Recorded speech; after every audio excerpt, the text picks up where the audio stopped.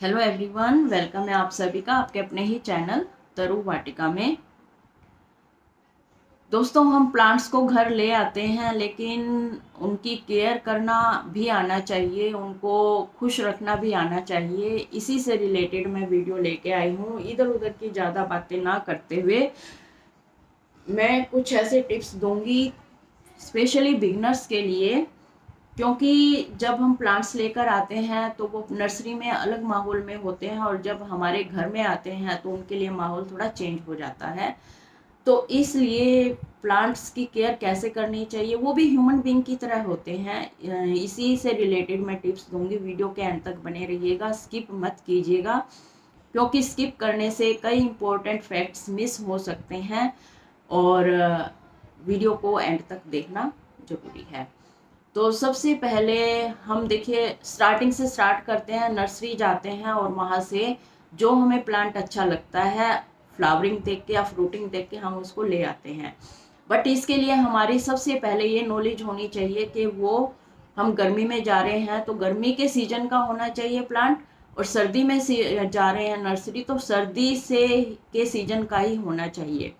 क्योंकि अगर हम गर्मियों में सर्दी के सीजन का लाएंगे या सर्दियों में गर्मी के सीजन का लाएंगे तो वो प्लांट हमारा साथ कभी भी नहीं देगा और 15-20 दिन के अंदर अंदर वो ख़त्म हो जाएगा, तो हमारा बहुत बड़ा लॉस होगा। और इसके अलावा जब हम नर्सरी से कोई भी प्लांट लेकर आते हैं तो लाते ही उसको अगले ही दिन रिपोर्ट नहीं करना चाहिए। उसको थोड़ा अपने गार्डन से फैमिलियर होना चाहिए और फिर करना चाहिए, और फिर उसको 2-4 दिन अपने गार्डन में रखने के बाद फिर उसको रिपोर्ट करना चाहिए, प्लांटर में डालना चाहिए। क्योंकि अगर वो हमारे गार्डन से हैबिचुअल हो जाता है, एटमॉस्फेयर से हैबिचुअल हो जाता है, तो वो हमारा प्लांट सालों साल बना रहेगा। तो ये बहुत ज़रूरी है। फिर हम उसको सोयल में लगाते हैं तो सोयल मीडिया कैसा होना चाहिए, इस बात के ऊपर भी ध्यान रखना चाहिए। सोयल बिल्कुल वेल ड्रेन होनी चाहिए। और अगर आपका टेरेस पे गार्डन है तो बहुत कई चीज़ों का और भी ध्यान रखना पड़ता है। जैसे अगर आप टेरेस पे गार्डन बना रहे हैं तो वहाँ पर वेट का भी ध्यान रखना पड़ता है। छत पर तो ज़्यादा वेट भी नहीं करना चाहिए, क्योंकि वेट अगर ज़्यादा होगा या फिर नीचे नुकसान हो सकता है बहुत बड़ा। तो इसलिए हमें ग्रो बैग का सिलेक्शन करना चाहिए और मीडिया बिल्कुल हल्का रखना चाहिए। सोयल लेस मीडिया यूज करना चाहिए, फ्रूटिंग के प्लांट हो चाहे वेजिटेबल के प्लांट हो। सोयल लेस मीडिया कैसे तैयार करते हैं, इसमें आप सोयल को छोड़कर जो भी आप कंपोस्ट यूज करते हैं, वर्मी कंपोस्ट या गोबर की खाद, जो भी खाद आप यूज करते हैं उसको और कोकोपीट को मिक्स करके हमें ग्रो बैग या गमले को भरना चाहिए। और इसके साथ साथ लगाते हुए हमें नीम खली, डीएपी वगैरह ये सब डालनी चाहिए। तो इस तरह से हम अपना सोयल लेस मीडिया तैयार कर सकते हैं ताकि कम से कम वेट हो छत के ऊपर। और इसकी ऑप्शन कम और वेट कम करने की एक और ऑप्शन ये होती है कि हम ग्रो बैग यूज कर सकते हैं भारी भारी गमले यूज करने की बजाय। ठीक है, इससे हमारे छत पे वेट कम होगा। फिर हमें सब्जियां हम लगाते हैं या फूलों वाली बेल लगाते हैं तो हमें ये भी ध्यान रखना चाहिए, एयरेशन बहुत अच्छा होना चाहिए। रूट्स में भी एयरेशन जरूरी है और प्लांट्स के बीच में भी, ऊपर की साइड भी एयरेशन बहुत जरूरी है। जैसे वाइन होती है, बेल होती है, उसको हम ऊपर चढ़ाएंगे तो अच्छा रहेगा। उसको जमीन पर फैलाकर उसमें एयरेशन नहीं होगी। और हाँ, अगर हम उसको वर्टिकल तरीके से उसको चढ़ाएंगे किसी भी सपोर्ट देकर कैसे भी, तो वो अच्छे से अच्छे हमारे लिए रिजल्ट देगी। चाहे फूलों वाली है, चाहे आप उसको करेले की बेल है या फिर घिया की बेल है, तो वो उसमें एरेशन अच्छी होगी तो फ्रूटिंग भी अच्छी होगी या फ्लावरिंग भी अच्छी होगी। और रूट्स में एरेशन कैसे करना है, रूट्स में एरेशन इसलिए करना है कि जैसे नीचे होल होता है वो भी इसी पर्पज के लिए दिया जाता है। और एक दूसरा तरीका भी होता है, हम गुड़ाई करके भी रूट्स को एरेशन दे सकते हैं। 15-20 दिन में एक बार हम गुड़ाई करेंगे तो रूट्स को एरेशन मिलेगा और हेल्दी होगी रूट्स। रूट्स हेल्दी होगी तो हमारे प्लांट की ग्रोथ अच्छी होगी। अगर नहीं तो क्या है, रूट्स अच्छी नहीं होंगी तो प्लांट की ग्रोथ रुक जाएगी और फिर हमें ये शिकायत होगी कि नर्सरी से लाकर प्लांट मर गया। कई लोगों की शिकायत होती है कि नर्सरी से लाकर जैसे ही हम प्लांट लगाते हैं तो वो मर जाते हैं। तो मतलब उसका यही एक होता है कि आपको प्लांट लगाने में कोई ना कोई कमी उसमें छोड़ी है। तो इन सब चीज़ों का ध्यान रखना है। फिर उसके बाद आपने प्लांट को लगा लिया, इसके बाद बारी आती है वाटरिंग की, फर्टिलाइजर की। सॉरी, फर्टिलाइजर में क्या है, आप अगर फरवरी में और अक्टूबर में अच्छे से सॉलिड से खाद दे देते हैं, वर्मी कंपोस्ट या गोबर खाद जो भी है वो इनफ है। ये नहीं कि जैसे अब गर्मी का मौसम है, 45 अक्रॉस टेम्परेचर चला जाता है, इस टाइम अगर आप हर महीने आप गोबर की खाद दोगे या वर्मी कंपोस्ट दोगे, वो ठीक नहीं है। आप इस टाइम ठंडी खाद दे सकते हैं।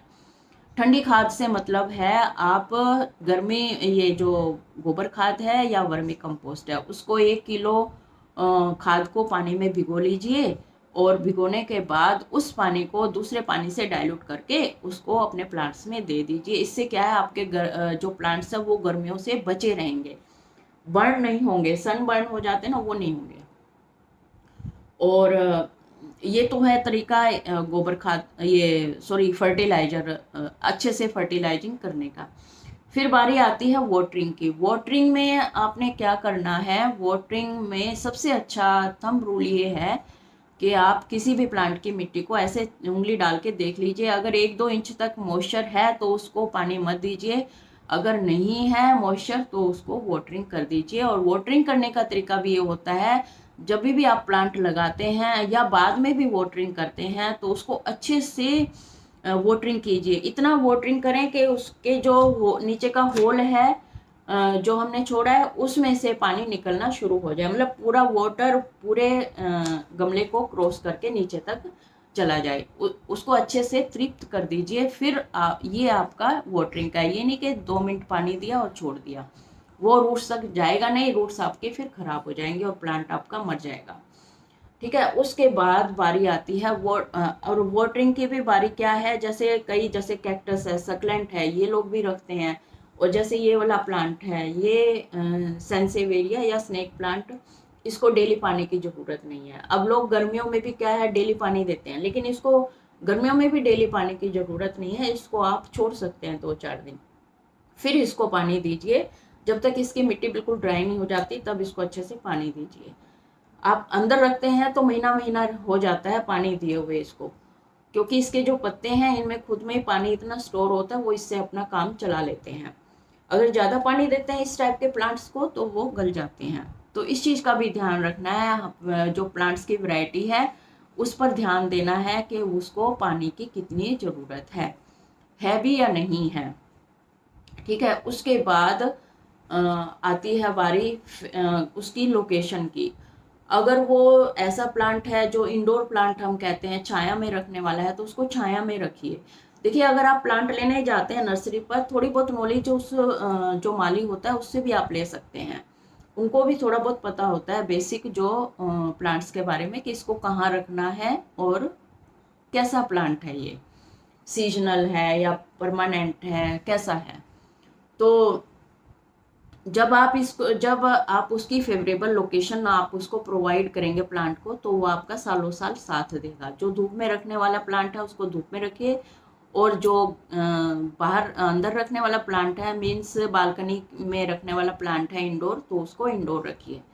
और इसके अलावा जब आप प्लांट वहाँ से लेने भी जाते हैं और लगाते हैं, जब आप घर आकर, तो उस प्लांट को लगाते ही बाहर मत रखिए धूप में, चाहे वो किसी भी टाइप का प्लांट है। अगर आप उसको प्लांट को रिपोर्ट करते ही बाहर रख देंगे तो वो खराब हो जाएगा। उसको 4-5 दिन के लिए शेडी एरिया में रखिए, तब आपका प्लांट सही से चलेगा। और फिर उसको आप शिफ्ट कर सकते हैं। अगर धूप का है तो धूप में रखिए, अगर छाया का है तो इंडोर रखिए।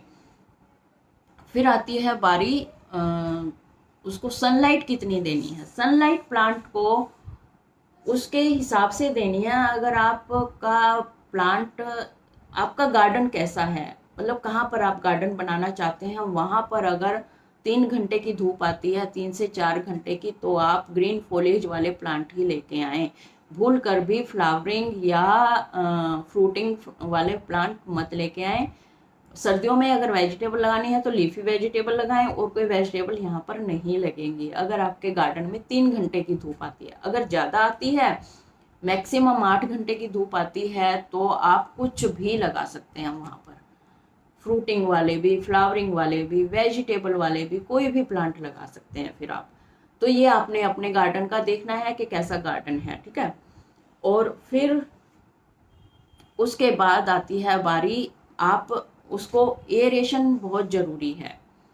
एरेशन मीन्स जब आपका प्लांट थोड़ा, अगर आप वाइन लगाते हैं, बेल लगाते हैं, किसी भी चीज़ की, फूल की या वेजिटेबल की, तो उसको नीचे मत फैलाइए, क्योंकि नीचे फैलाएंगे तो एरेशन उसको अच्छे से नहीं मिलेगा। उसको वर्टिकल ऐसे रखिए सपोर्ट देकर।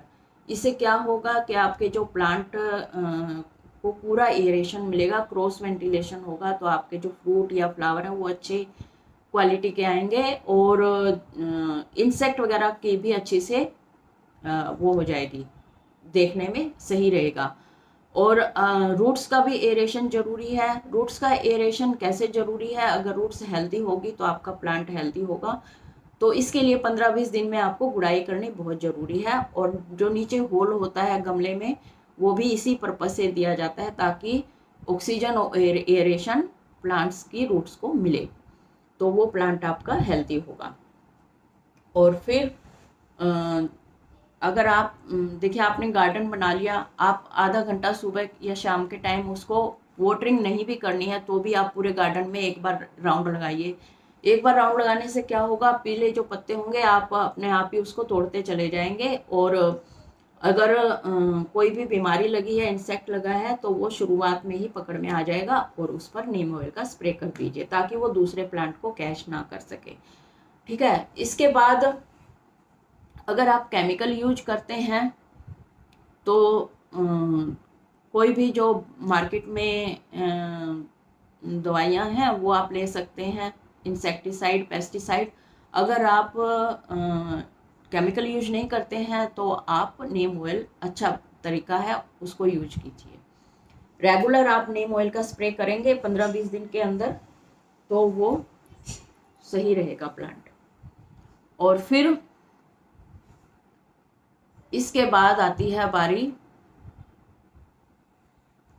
प्लांट्स की। जब आप रेगुलर चेक करेंगे तो उसमें इंसेक्ट लगेंगे ही नहीं, तो आपका जो प्लांट है वो हेल्दी होगा। और अगर देखिए, किचन से ही हमारे बहुत सारी ऐसी चीज़ें निकल जाती हैं जो हम प्लांट्स में यूज कर सकते हैं। जैसे फ्लावरिंग के लिए हम बनाना पील का फर्टिलाइजर यूज कर सकते हैं, लिक्विड, और अनियन वगैरह का इंसेक्टिसाइड के रूप में हम अनियन का लिक्विड फर्टिलाइजर यूज कर सकते हैं। अनियन को पानी में, छिलके जो होते हैं पानी में डुबो कर रखिए, फिर उसको हम पत्तों पर भी स्प्रे कर सकते हैं और मिट्टी में भी दे सकते हैं, और वो पानी क्या होगा, उसकी स्मेल से इंसेक्ट दूर भागेंगे। इसके अलावा हम हल्दी और काली मिर्च का भी यूज कर सकते हैं। सिनेमन पाउडर का भी यूज कर सकते हैं रूटिंग हार्मोन के रूप में। इसलिए हमें बाजार से कुछ ऐसा खरीद कर लाने की ज़रूरत ही नहीं पड़ेगी, और हम अपने किचन से ही अपने गार्डन को हेल्दी बना सकते हैं। और सबसे अच्छा किचन वेस्ट और जो पत्तों का फर्टिलाइजर होता है वो सबसे अच्छा होता है, हेल्दी होता है। इसमें बहुत सारे ऐसे चीज़ें होती हैं जो हम बाज़ार से खरीदी हुई चीज़ों से लेते हैं, तो हम अपना बहुत सा पैसा भी इसमें बचा सकते हैं। और अगर देखिए, अगर हम कई प्लांट ऐसे होते हैं जिनमें हम कटिंग से हम उनको मल्टीप्लाई कर सकते हैं, इसलिए हमें बाहर से हर बार प्लांट खरीदने की भी ज़रूरत नहीं पड़ेगी। हम कटिंग को लगाकर एक्सपेरिमेंट करके हम उनको, प्लांट को बढ़ा सकते हैं। तो अगर एक बार आप गार्डन बनाना शुरू कर देते हैं तो आपका इंटरेस्ट खुद ब खुद होता चला जाएगा, बढ़ता चला जाएगा, और आपको खुद ही एक्सपेरिमेंट करने आ जाएंगे। खुद ही जैसे स्वीट पोटैटो है, या वो है अनियन है, कैरेट है, उसके भी हम पानी में भी ग्रो करके इनके जो प्लांट है वो हम ग्रो कर सकते हैं। तो बहुत ही इजी तरीके हैं प्लांट्स को मल्टीप्लाई करने के, उसमें भी हम अपने काफ़ी पैसे बचा सकते हैं, और हर बार नर्सरी जाने की ज़रूरत नहीं पड़ती है। तो और फर्टिलाइज़र की मैंने बात की, मेरे ख्याल में जैसे हर फरवरी और अक्टूबर में सॉलिड फर्टिलाइज़र देना है और उसके बाद आप लिक्विड फर्टिलाइज़र दे सकते हैं। तो और हाँ, सोयल लेस मीडिया भी आप तैयार कर सकते हैं, वो भी मैंने आपको बताया। मेरे ख्याल में मैंने आपको सभी इम्पोर्टेंट फैक्ट्स आपको बता दिए हैं। आप कैसे यूज करते हैं अपने टेरेस गार्डन में और कैसे गार्डनिंग करते हैं, ये आप मेरे से शेयर कर सकते हैं। और कोई प्रॉब्लम है तो मुझसे आप शेयर कर सकते हैं, मैं आपको सॉल्यूशन दूंगी। और इसी के साथ ही वीडियो का एंड करते हैं। और लाइक शेयर तो बनता ही है अपने फ्रेंड्स और फैमिली मेम्बर के साथ, और जाते जाते बेल आइकन को भी प्रेस कर देना ताकि आपको इस तरह के नॉलेजेबल वीडियो आपको बार बार मिलते रहें टाइम टू टाइम। इसी के साथ ही वीडियो का एंड करते हैं, फिर मिलते हैं। Bye bye, take care.